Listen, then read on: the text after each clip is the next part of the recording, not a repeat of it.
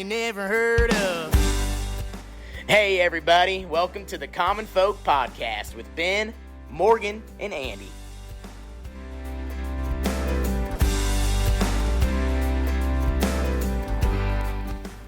Welcome back to Common Folk.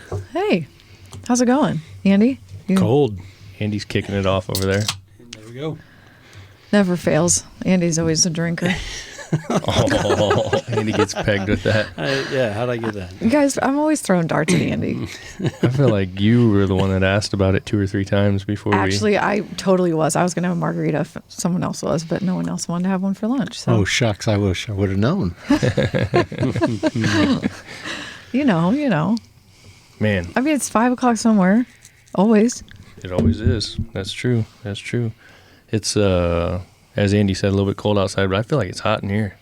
Well, I had the warming up. heater on. I'm always freezing. Gosh, dang. You're the one that's cold, too. I'm good right now. All right. Well, you probably have your long underwear on. I do. Yep. Me too. You too? Oh, absolutely. Okay, Andy, you too? Not right now, no.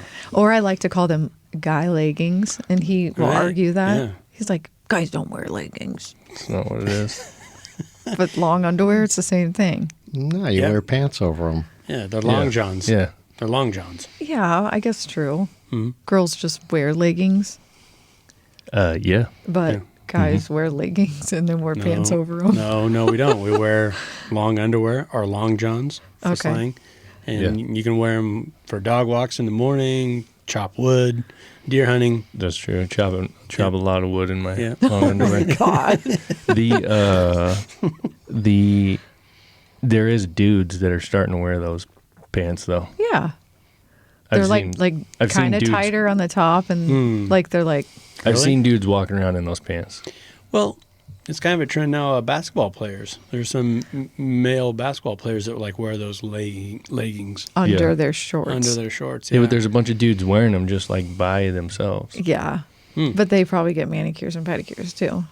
There's a couple of my buddies, we've talked about this. There's a very real thing that a lot of guys' fashion started as women's fashion, and it eventually turns into what guys wear.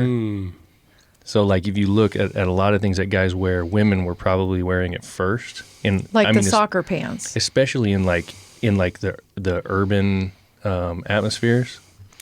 Not this guy. Yeah, not you. No, you don't look like you're wearing any girl stuff. That's funny because it's the reverse happened back in the 50s and 60s where, only men wear blue jeans. And then, women started wearing blue jeans, and it was more than just a fashion statement. It was a statement. Yeah. Yeah. And now, I mean, it's more commonplace to see a woman wearing a pair of blue jeans than a mini skirt in a lot of settings. But then what happened is the women took it and then put their spin on it as far as like how it fit, the length, the skinny jean thing and all Right. this. Yeah. Bedazzled. Yeah, right, Yeah. exactly. And then dudes started doing it. Yeah. Oh, yeah. Yep. Yeah, well, whatever. Let's get to what Brief we're... history of fashion with... Yeah, exactly. get to- Right, because we're fashionistas here. Yeah. Oh, yeah. Yeah. And I mean, we have a guest. Yeah, I'm about to get to it. Okay. All right, so we're here with my buddy Vaughn. I can call you my buddy, right? Absolutely. All right. We've known each other a long time. I we have. know. It's been a while now. Vaughn Hammond.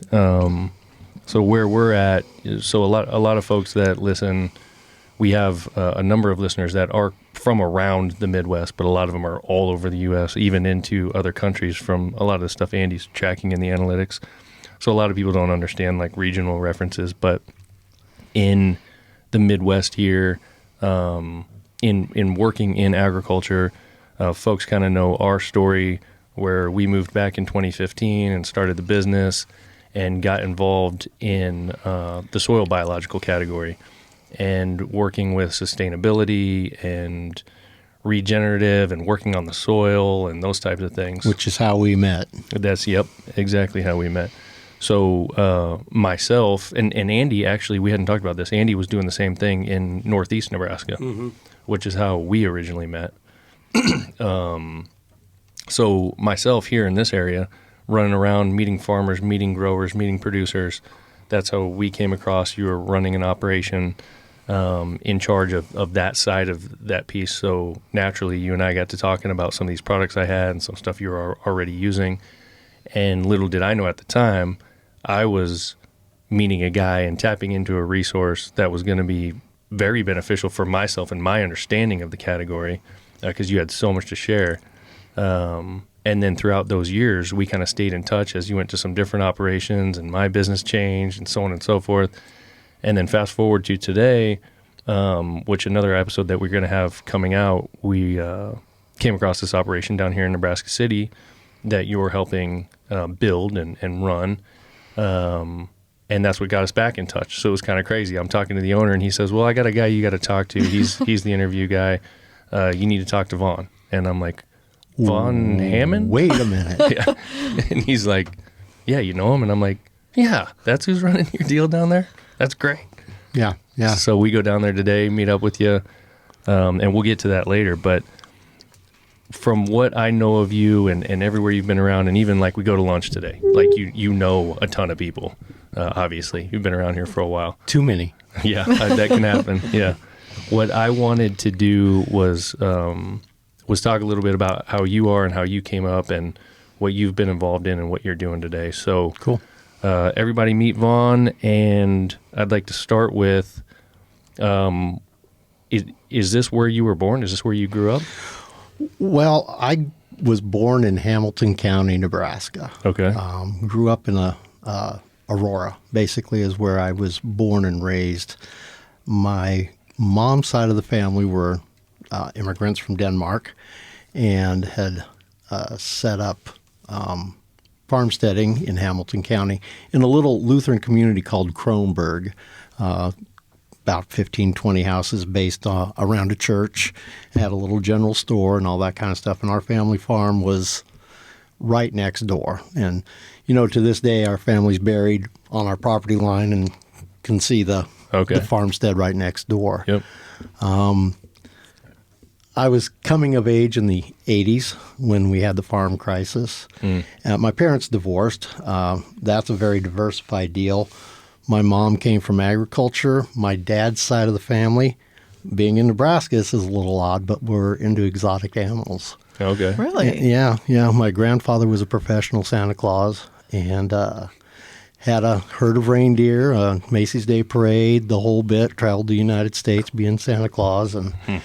And that was my dad's side of the family, so it was always interesting going to Grandpa's place because he knew every carnival, anybody that had exotic animals.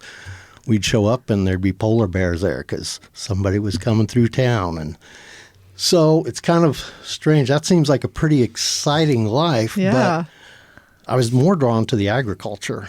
And so as we grew up, I wanted to be a farmer. We spent every summer out at my grandparents' place, and it was not to be. My mom was a florist, and I started wondering, well, why couldn't I grow what my mom sells?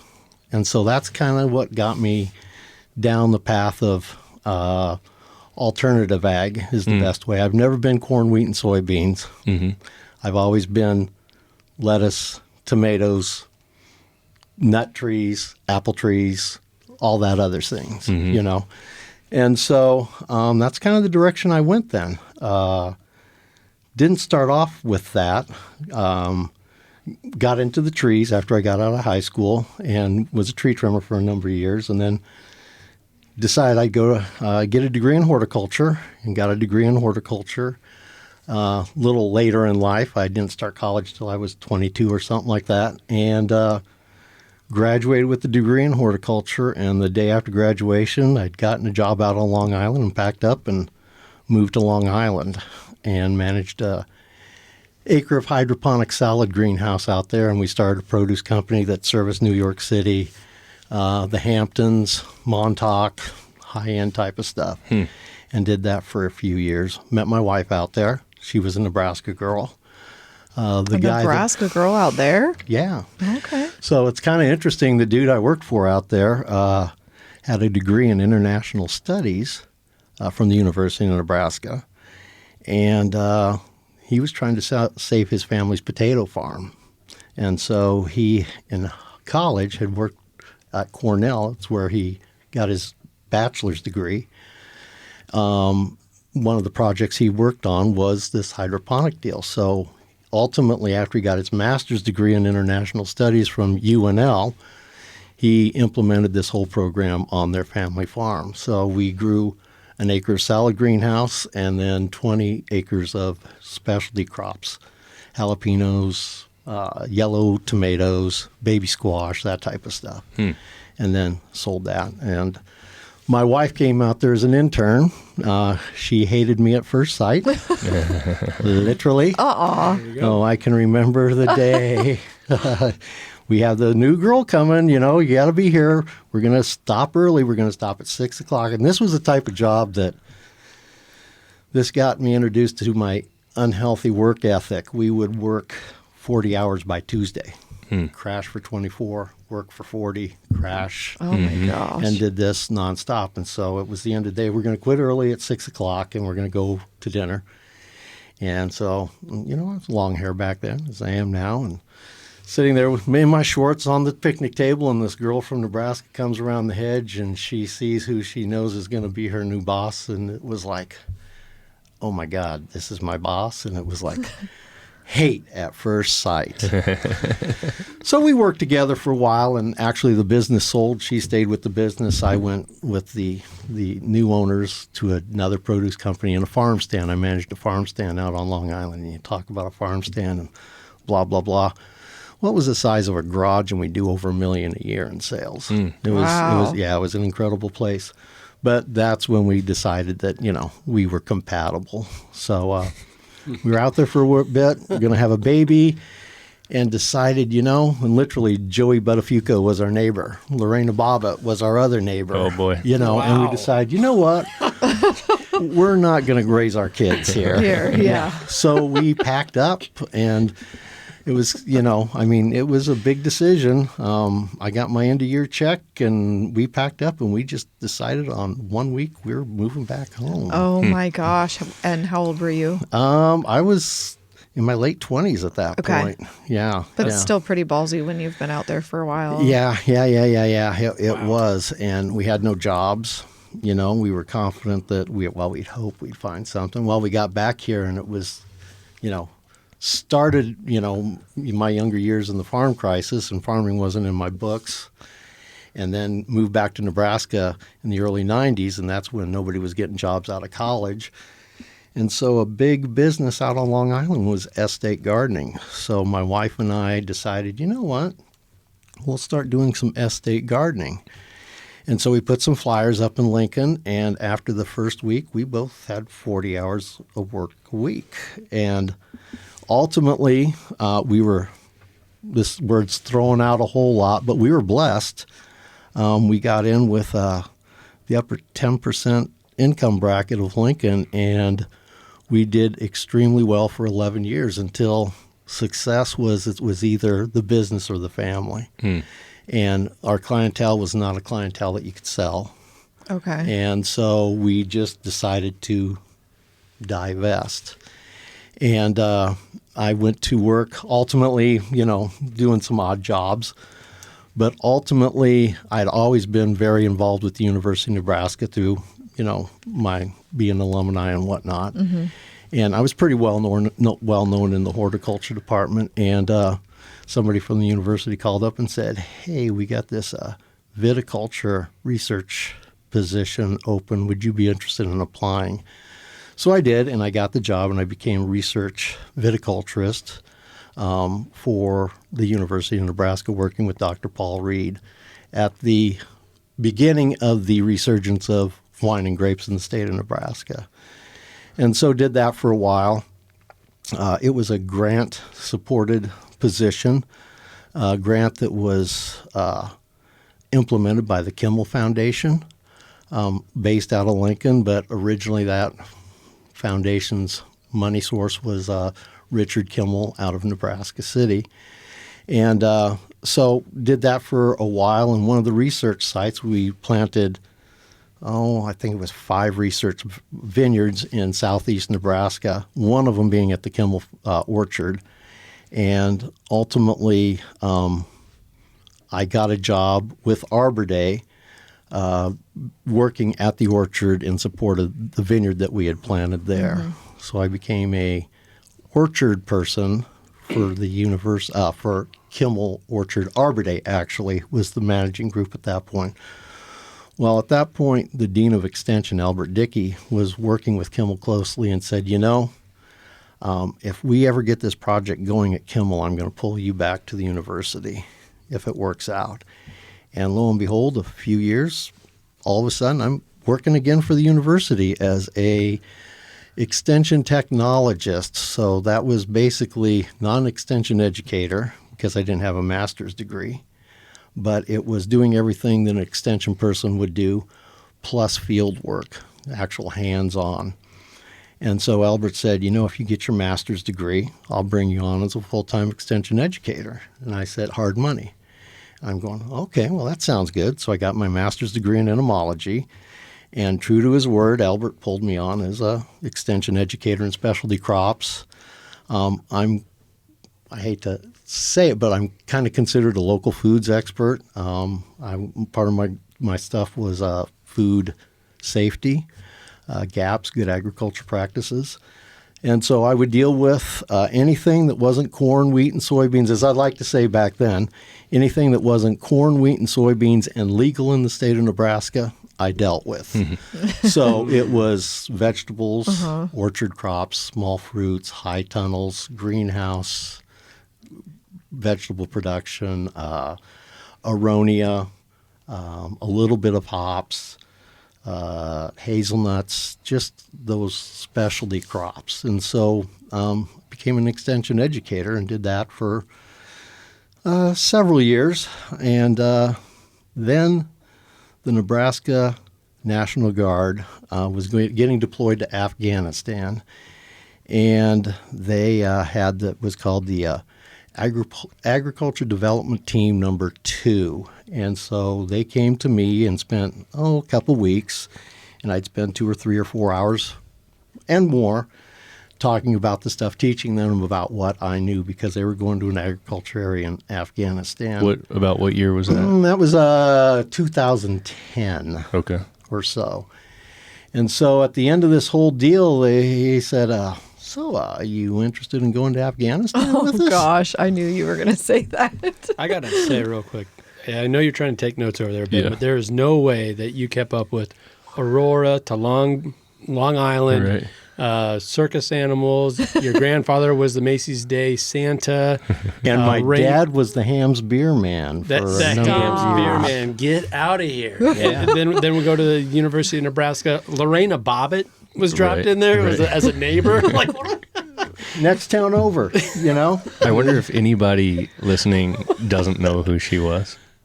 Chop, chop. Everyone has to know. Yeah, that was a wild story, man. I don't think our kids would know. Yeah. They shouldn't know. Yeah. No, but anybody our age or older would definitely know. God, that reminds me of a terrible joke. Should I say it real quick? I bet I've... Is it a dad joke? Or? I don't know what you would call it. Okay. But these two dudes were driving behind their friends, Lorena Bobbitt, and what was the guy's name? Joey Buttafuoco. Buttafuoco. Yeah, Joey Buttafuoco. And the car's all swerving all over and like, oh, man, what do you think's going on up there? And then all of a sudden, whop, something hit the windshield, and the guy goes, oh, my God, look at the size of the dick on that bug you hit. You're so bad. That is a horrible joke. Yeah. I thought it was nicely done, though. There we go. And I bet I forgot that joke even existed. So I wrote down a couple of quick things I want to ask you.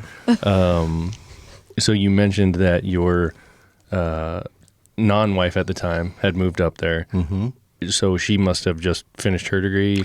What was her degree in? Horticulture. She's actually a better horticulturist than I am. I mean, she was the real roots of the whole estate gardening deal. I mean, she was a Martha Stewart type gardener. So that was my second question, is explain estate gardening.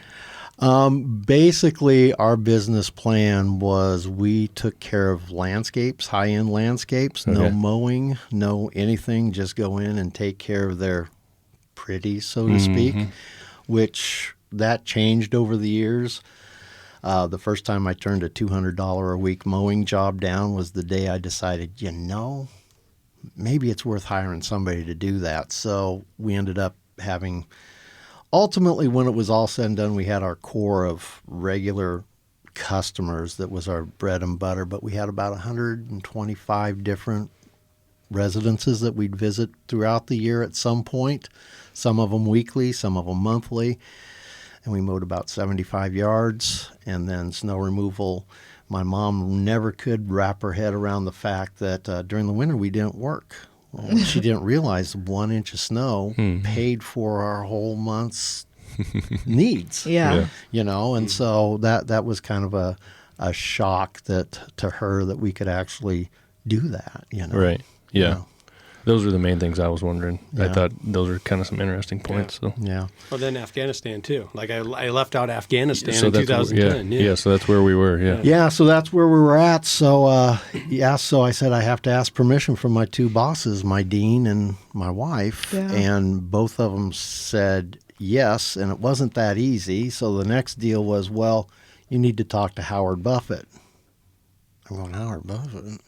Well, here's his cell phone. Well, that's Warren Buffett's son, who was the Department of Interior, Director of Department of Interior at that point. Did you have, at this time, did you have kids? Yes, I did. We did. We had 3 children at that point, Okay. which was a major factor in the whole deal. Yeah.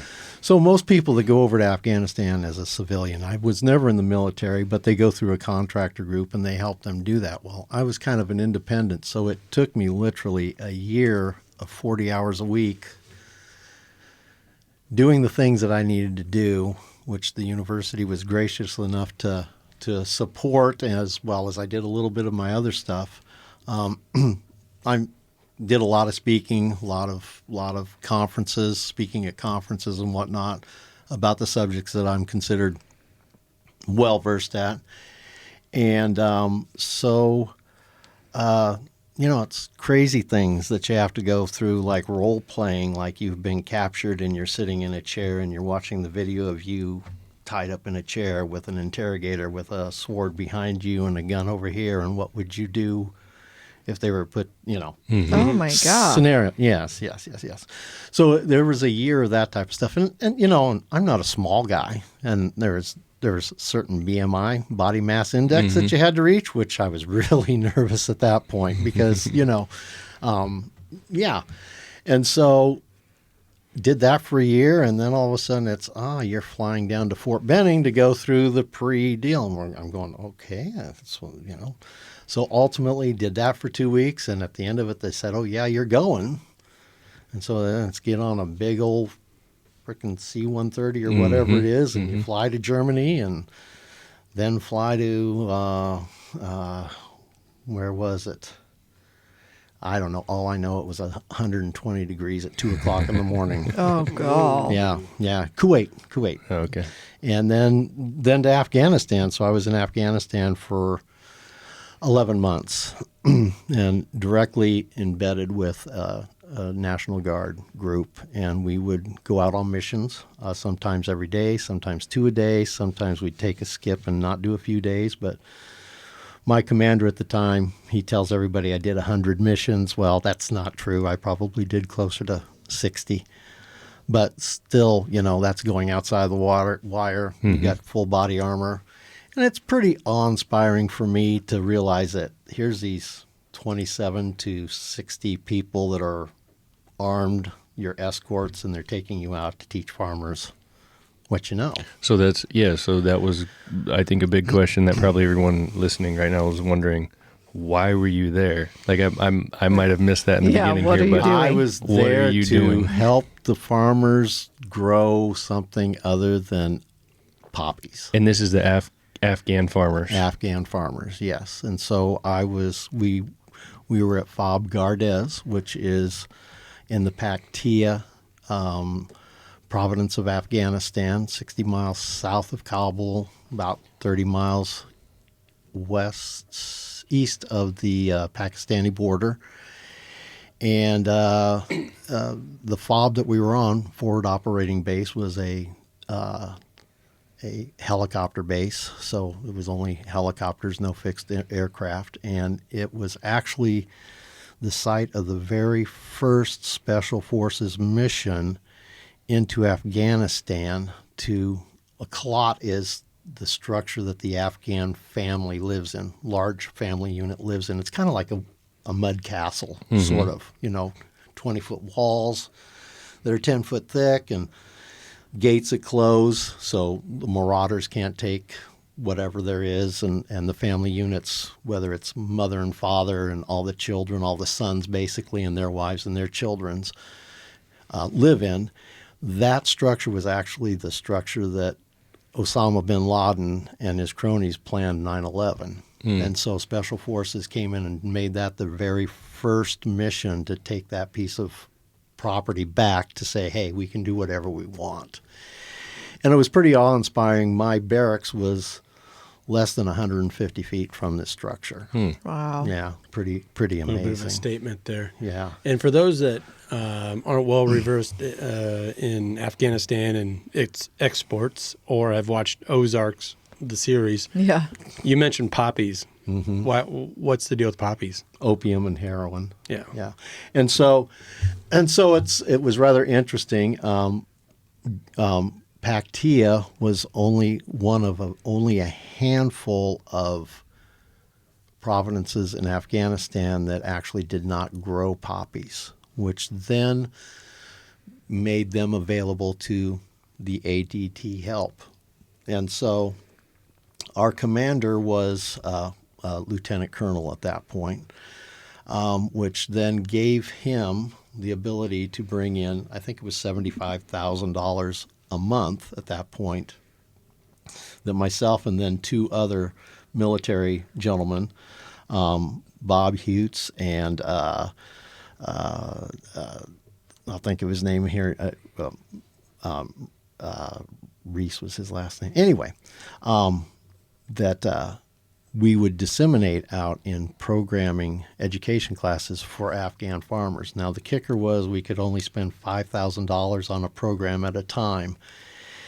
And those programs were down to $1. So we had $75,000 that we had to spend that way every year. So it was things like shearing sheep, which I didn't know anything about, but I learned about it, giving vaccinations, making edible fodder out of straw, so composting using urea to decompose the straw into edible for the cattle, apple growing, high tunnel growing, vegetable growing, just any number of things like that. And really, Afghanistan is a hugely agriculture region. It's really quite the phenomenal country when you look at the diversity of agriculture that they actually happen to have. Small scale for the most part, and mostly by hand, but the diversity is incredible. That's interesting because like someone like myself who's never been there, and I only hear and see what I see on the news or hear on the news or whatever, all I think is just desert wasteland that couldn't grow anything. Actually, very much so. Very much. Chris Reese was the other gentleman. But very much so. I mean, Gardez in Pashto is dust, so, and it's so dusty, 70% of the dust is actually sheep fecal matter that has broke down because they have huge flocks of Karakul sheep over there.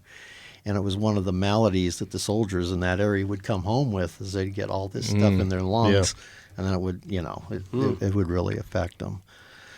But did that for 11 months and came home once during that time and had some pretty interesting experiences during that whole deal. And sure. Still have some of the interpreters. Some of the interpreters we were able to get out, and some of them are still over there. And still hear from some of the guys over there that are still there and growing apples and doing the different things that they do.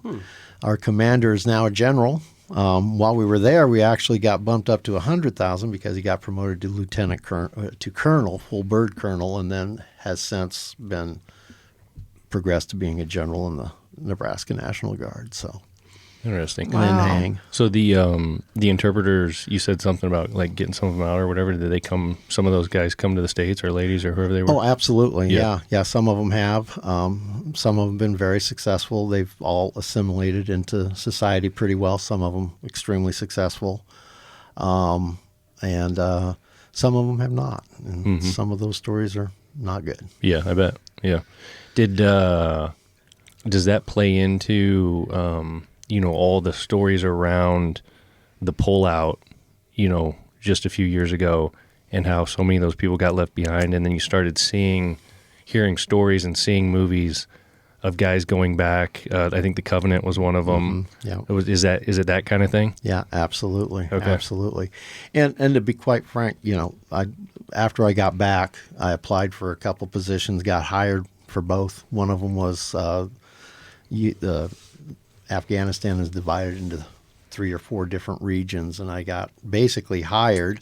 I'd been to D.C. 3 times, and I was scheduled to go for my 4th time, after which I was supposed to give my notice to the university, but I got basically hired to be the head USDA person of one of the regions in Afghanistan. Then the pullout happened, total pullout, and then they withdrew that position.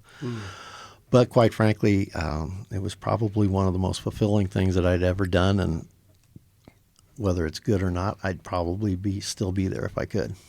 Interesting. Yeah. I never even knew that you had done that. Yeah. There's so many stories like that where people that actually had their boots on the ground and saw the progress, saw the everyday people and the lives that you were changing, and the commerce that you were bringing to the table. People probably didn't think about growing, different types of fruit trees around there until you showed them. Oh, no. It was life-changing what you were doing. Some of it was, but actually, in the early 1900s, Afghanistan was the darling of international irrigation. The Afghans, so we were in the Hindu Kush, and our altitude was 1.5 miles.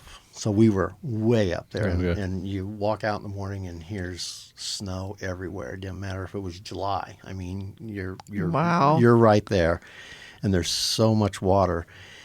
And I'm not kidding you. An Afghan farmer can move water uphill with a shovel. That sounds interesting. It's phenomenal. It's phenomenal. Wow. But they were the darlings of irrigation back in the early 1900s. I mean, their agriculture is huge, and they did grow apple trees. And one of my favorite stories is they brought, they could make appointments and come onto the fob with their problems. And so, they'd have to be vetted and everything. And this guy brings his apples, and they were obviously just rotten apples. Just nasty, rotten apples. And, well, what's the problem? This is happening to my apples on my tree. And I'm looking at it, and I'm very hesitantly telling him they needed to be picked a month ago. So I tell him that. I said, they're rotting on the tree because they're too ripe. And he's telling me, who are you to tell me that these apples should have been picked a month ago because my grandfather's father picked apples on the 14th of September. My grandfather picked apples on the 14th of September. My father picked apples on the 14th of September. And you're telling me I should have picked apples on the 1st of September? Infidel. Yeah. Wow. And so it's He didn't mean to do that, but it's agriculture steeped in tradition. Yeah. Steeped in tradition, yeah. Huh. Yeah. Interesting. Yeah. And, a lot of our security teams were law enforcement, and, marijuana is not mentioned in the Quran. And they would actually grow marijuana right up to the bases line, which was great for the farmers because it's protected. American soldiers are right here. We would do nothing with that. If it was poppies, we'd destroy it. But we would allow the farmers to cultivate their crop, harvest their crop, disseminate their crop. Then special forces would follow that crop to where they produced and turned it into hashish by the Taliban. and then the special forces would come in and destroy the crop. So the farmer always got his income, but the Taliban didn't get the final line. Oh, So, I like that. yeah, it worked out pretty well. But they used to goof on that all the time. We'd be out on a mission, and there'd be, we'd be going through a field, and, this one guy, he just happened to be in law enforcement, and he'd made a major, he was major undercover and made this major deal in Lincoln that was a huge deal, and he'd just goof on it, and he'd take these pictures and send them back home and to his buddies back in law enforcement saying, this is what I deal with every day here. So, Go. Different world. Yeah, Different it's the fast world. lane. Yeah. So you came back from there, and as you said, you still kind of had some contact with that throughout the years. Right, but I was over there also as an extension educator. Yeah. So I worked for the Department of Interior as a subject matter expert in agriculture, but I was also a representative of the University of Nebraska extension, working with Paktia University in Gardez, Afghanistan. So I had a kind of a joint appointment. So when I came back from Afghanistan, I was still a University of Nebraska extension educator, which was really strange because my first farm visit back, I took 2 weeks off after I got back. And my first visit back was to a vineyard outside of Union, Nebraska. And number one, I was driving, which was really weird. And number two, I didn't have 70 pounds of gear on, Yeah. And I'm driving by myself to this farm visit, and I'm just sitting here in utter amazement, 3 weeks ago, this was a whole different story. Yeah. Yeah. So continued that with the university for 2 more years, and then a group at Union Orchard, called me up and said, I bought an orchard in Union, Nebraska. They lived in Colorado, and we've never done anything like this, and I bought this for my son's career. Would you consider being his mentor? And so ultimately, after we negotiated, it was worthwhile for me to leave the university system, and I became his mentor, their mentor, for 2 years at Union Orchard. And then Kimmel Orchard called it back up because that's where my office was located, and it kind of, they needed some help at that point, and I was kind of a problem solver, and I have an eye for detail, and they asked me to come back and manage the orchard there. So I went back to Kimmel, managed that for a little bit of time, a few more years, and then after that, an opportunity came up at Vallis Pumpkin Patch in Gretna, Nebraska, and I became the agriculture manager there, which when I was hired there, I said, hey, you got 4 years because I'm retiring in 4 years. And they said, that's great. We'll look for somebody that's, not as far along in their career that we can bring along. And so we hired a young man by the name of Kyle Willis, who took over as the agriculture manager at Vallis, and I retired, and now I'm back to growing lettuce and water. Not really retired, still working. Well, yeah, but it's all good. It's all good. He really mentioned that fast. He there. did. But I think people need to get their mind around what Vallis is. Look, before Vallis, let me ask real quick about Union. Sure. How do you think that those folks from Colorado became aware of you and decided to bring you into that? I'm known. Okay. My reputation preceded me, good or bad. Yeah.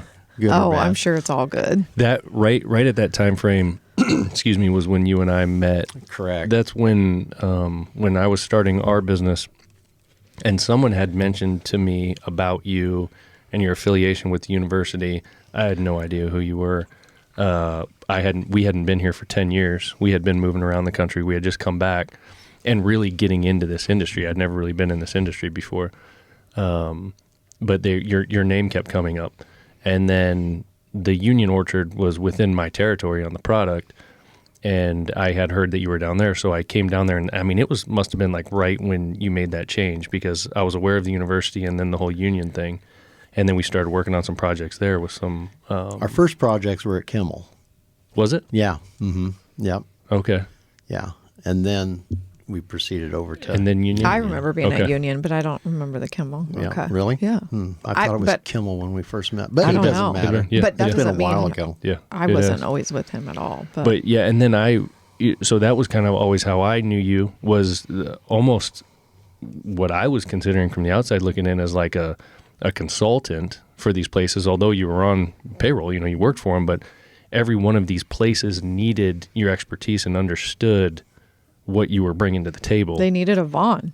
Yeah, and I like, it was clear to me. I'm watching. I'm going, okay, yeah, all these people are going to start buying for this guy all around here.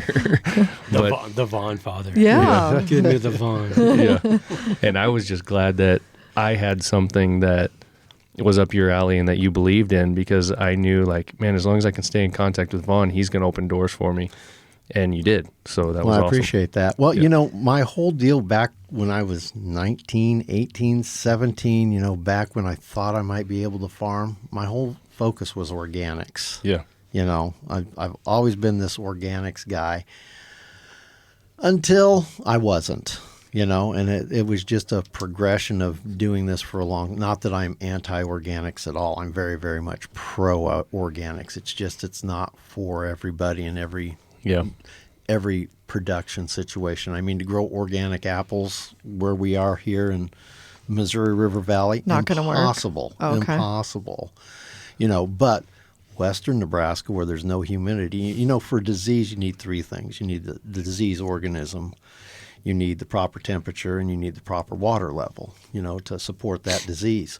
Well, we have tons of humidity here. We got the disease organisms because it's everywhere, and we know we got the heat, right? Well, you go to Nebraska, and they got the disease organisms. Western Nebraska, they got the disease organism. They got the heat, but they don't have the moisture.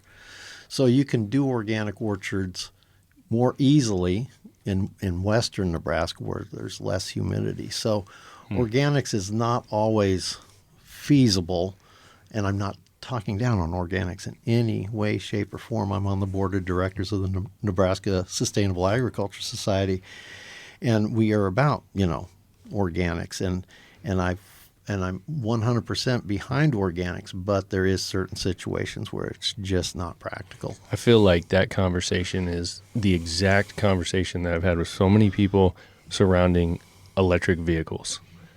It's like the people who in the electric vehicle industry who are in the position that you're in horticulture are afraid to talk about all of the bad things about the electric vehicles. They're afraid to do what you just did right there, where you said there's a time and a place for these things, and it's not all good all day, every day, everywhere. There's a use case for these kinds of ways of doing things, these kinds of products. My whole deal is success. Yeah. If I'm, number one, people have to learn from my mistakes, and I've made plenty, and that's the first thing I share is my mistakes.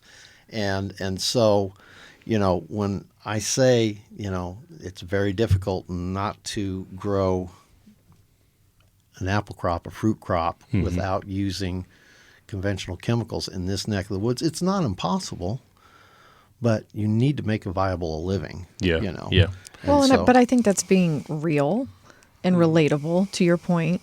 Maybe to your point of the vehicles, maybe they're just not ready to be there yet, or with that argument, or they're just feeling like they need to defend it. I don't know. Yeah, I mean, and I'm saying that, like, organic growing has been very trendy for a number of years. There's a lot of good that comes from it. There's a lot of reasons that make it not work, for whatever case, and that's what he's talking about. Yeah, It's the same, I like it's the it. same Yeah. thing with EVs. There's a lot of good that come from these, but there's a lot of reasons why they don't work and why you can't have them in certain scenarios. Right. And I feel like we just don't get the whole story on it. It's just having an open conversation, an honest conversation. That's what I'm saying. will He's work. being honest, real. If I could, I would 100% grow organics because why not? The tons of chemicals that I've actually sprayed in my lifetime, I'm sure has had a physical detrimental effect on me. No doubt about it. That's not to say that all organic compounds are safe. Yeah, healthy. That's a tough word to use when you're talking about pesticides. Safe is no matter if it's organic or not. Sure. But the fact of the matter is, organics is misunderstood. You know, the consumer thinks organics, it's not sprayed. You know, you're not spraying pesticides. Yeah. Excuse me. Anything that kills a pest is a ICID, is a side, you know. So, yes, you are spraying pesticides. It may not be 7 that's, you know, a harsh chemical, so to speak. Yeah. It may be pyrethrums, but pyrethrums are one of the most deadly compounds to fish, to aquatic life. So it's considered an organic, but it has its own drawbacks too. Yeah.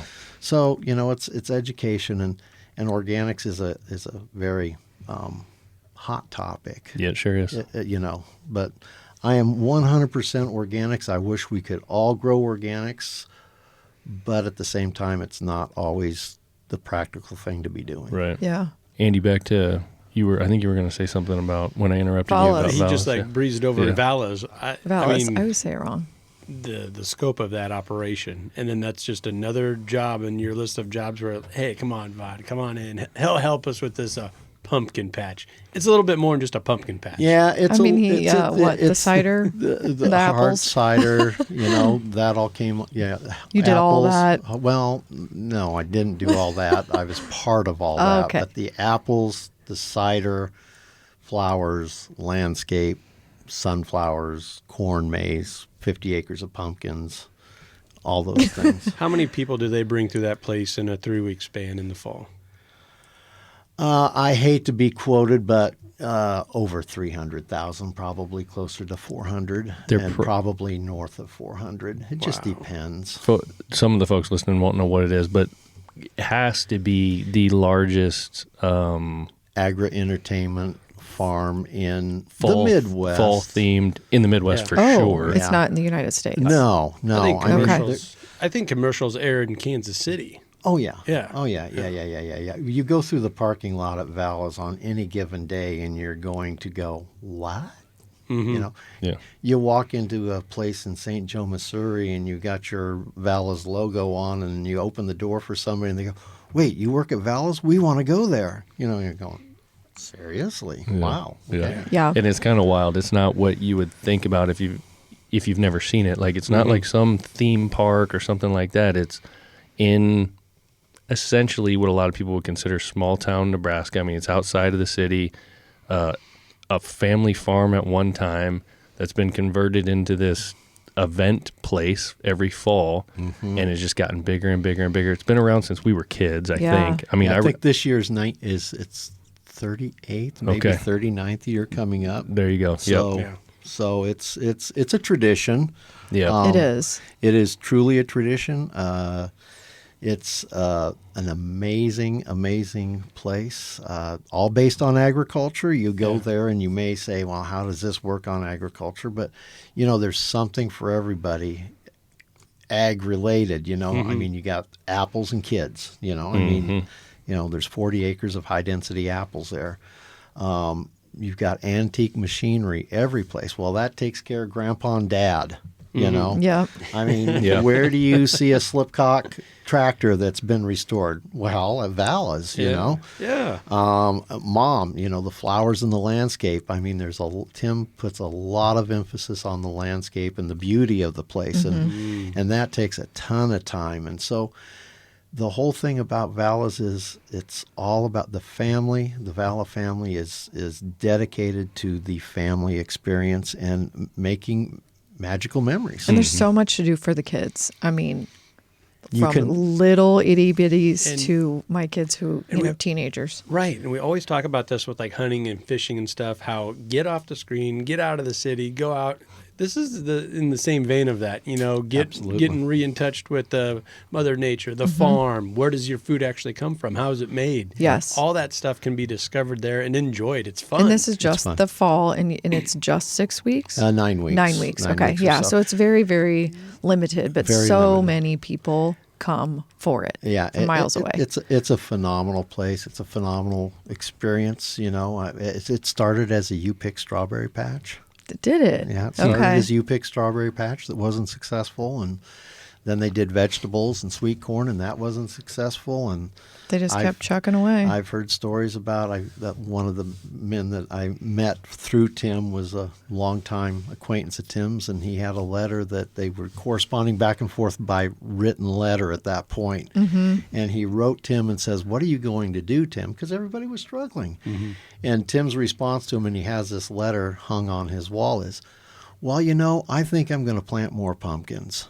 Oh, wow. And then that's what it started. And that's kind and of he's what got it that started. letter? Yeah. So do you cool. feel like it's an honor to have worked for them? Oh, I absolutely do. Okay. I absolutely do. And probably anybody you've worked for, in a sense. Yeah, you're quite correct. I mean, some of the people, and I didn't even mention early on in my horticulture career, I've got 3 people that I consider my mentors. My very first one was a gentleman by the name of Gene Gage.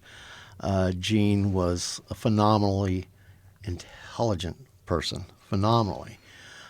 He was actually the ambassador to Sweden for a number of years. And he was into herbs, and I worked at a place called the Acreage in Lincoln. It was really, we started the very first Made in Nebraska logo back then, and we would grow herbs and infuse them in vinegar. And this was like a strip mall type of deal that this gentleman by the name of Don Leonard put together. Anyway, long story, it was kind of a staple in the late 80s in Lincoln, and a lot of people would come. We'd open up in the morning for Kay Orr to come and shop, because it was all made in Nebraska products, who, if people don't remember, she was governor of the state of Nebraska. But Gene Gage was my very first, what I would consider mentor. And then came Albert Dickey, was extremely instrumental in my career, who was the Dean of Extension at the University of Nebraska. And then after that, Ernie Wyneth, who was the person behind Kimmel Orchard and the Kimmel Foundation, had a very influential part of my life. So those 3 gentlemen, and many more, but those 3 gentlemen really helped propel me to what I ended up doing in life. Yeah.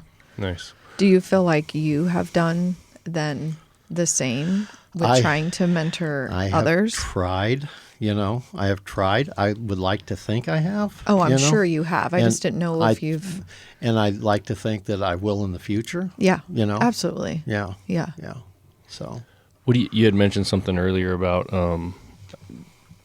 what you specialize in and some like food systems and some things like that. Mm-hmm.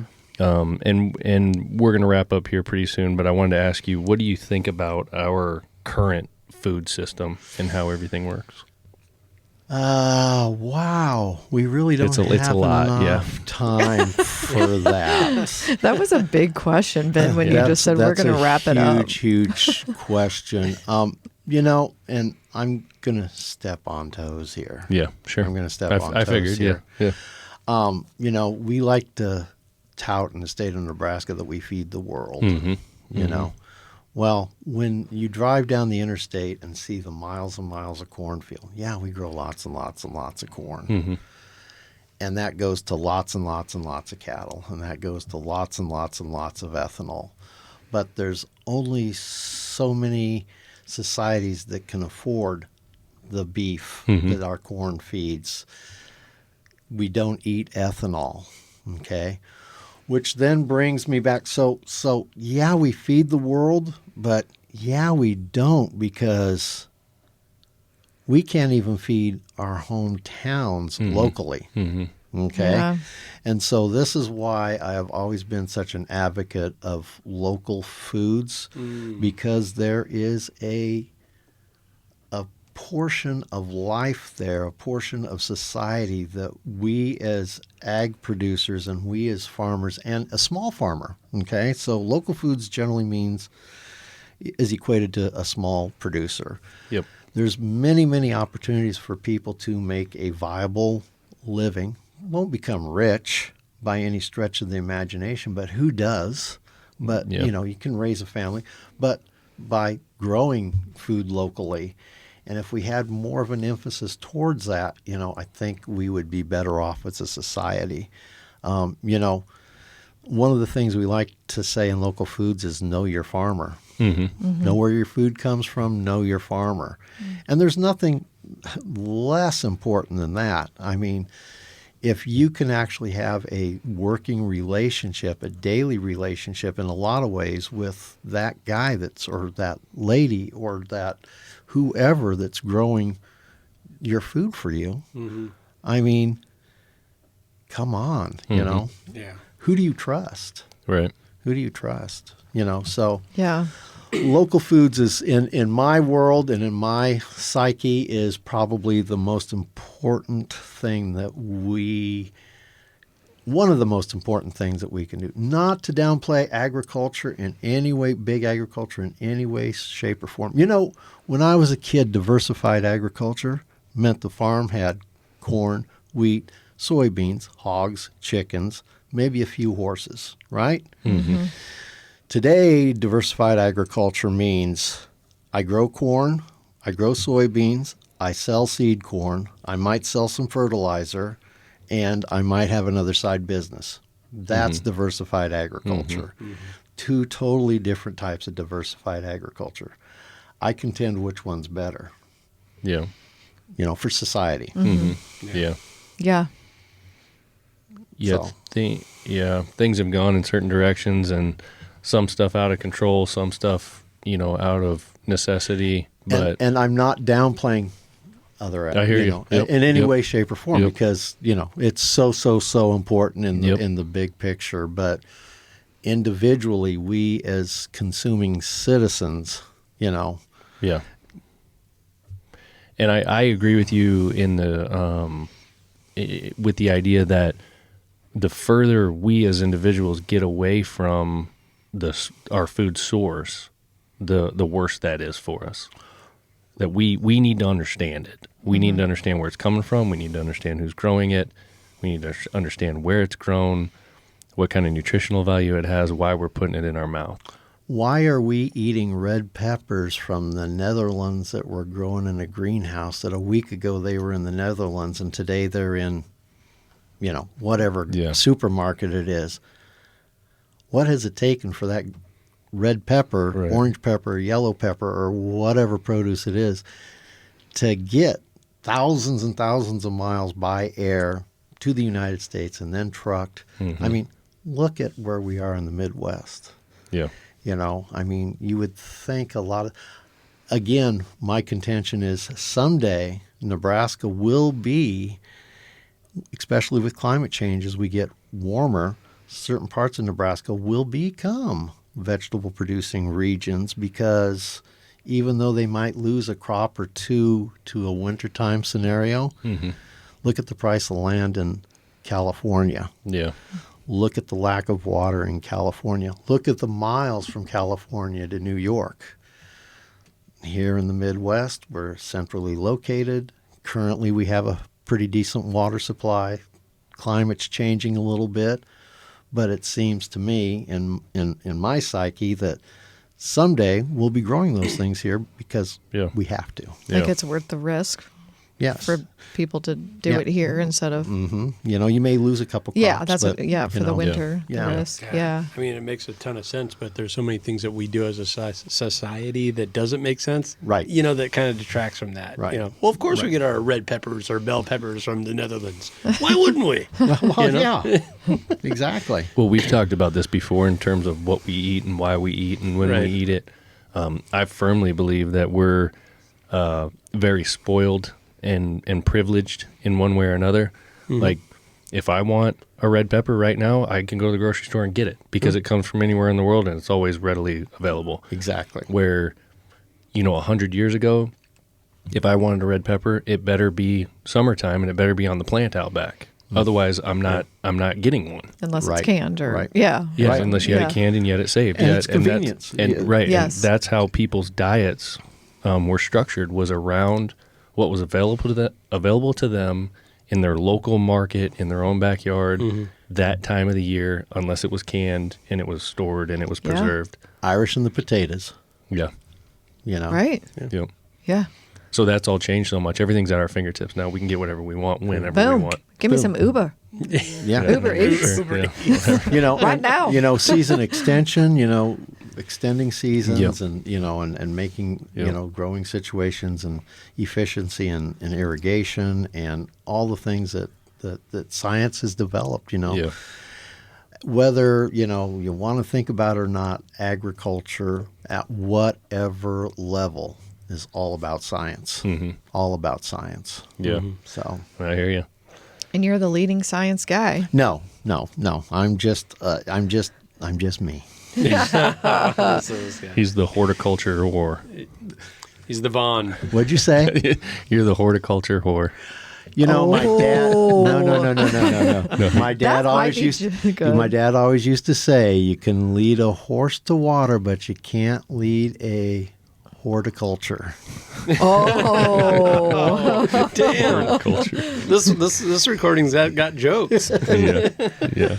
I liked the Vaughn father. That should be Vaughn your father? name. Yeah. That is a good one. No, Yeah. I'm kind of sticking with V Daddy. V Daddy. Yeah. Well, yeah. there you go. That's All another right. discussion. Yeah. Maybe that's what we'll call this podcast. Yeah. Well, Vaughn, we appreciate it, man. It's been good getting to know you from all those other different angles, all the things that I never knew, even over these past few years. Very appreciative of you. Absolutely, my pleasure. Yeah, for sure. So hopefully folks enjoy this. We're going to do another episode in regards to your current workplace and some crazy things that are going on here in eastern Nebraska. So stay tuned for that. Anything else? Sounds good. I think that's it. No? All right, Vaughn. We Cool. appreciate it, man. Okay, All right. appreciate you. you. See ya. Peace. See ya.